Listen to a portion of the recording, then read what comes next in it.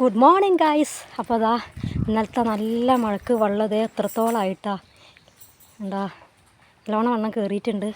പിന്നെ അതാ അസ്മിക്കുട്ടൻക്ക് പനി ആയതുകൊണ്ട് ഞാൻ ഇന്ന് ക്ലാസ്സിന് പോകുമ്പോൾ കൊണ്ടുപോകും കേട്ടോ. കുറ്റിപ്പുറത്തേക്ക് 2 ദിവസം ലീവ് എടുത്തു. അതെന്താടാ നടക്കടാ കുഞ്ഞോ.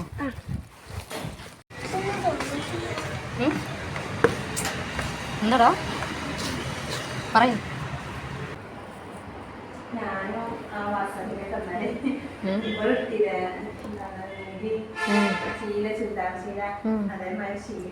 പോയെടുത്താ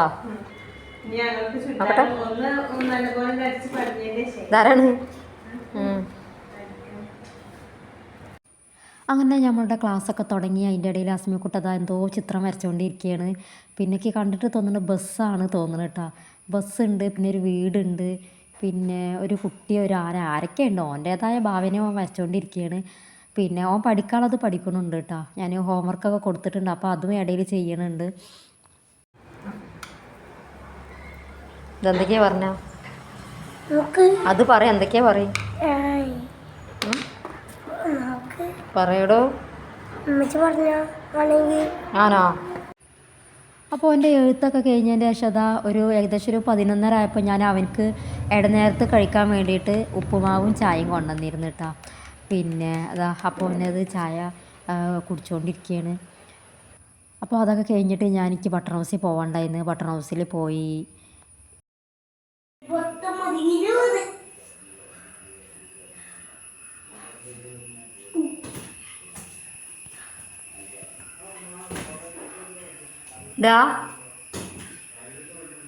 ഇതെന്താ ഇതാണിപ്പോൾ എനിക്ക് പനി. അസ്മിക്കുട്ടാ എന്താ പനി?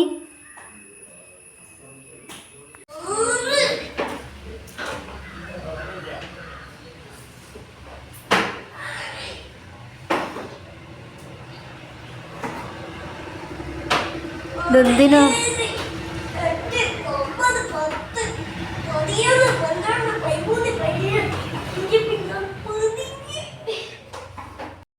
അങ്ങനെ പിന്നെ അസ്മിക്കുട്ടനെ ഞങ്ങൾ വീട്ടിൽ കൊണ്ടാക്കിയിട്ട് ഞാൻ കുറ്റിപ്പുറം പോകണ്ടായിരുന്നു. അപ്പോൾ പോയി വരുമ്പോൾ ഭയങ്കര വിശപ്പ്.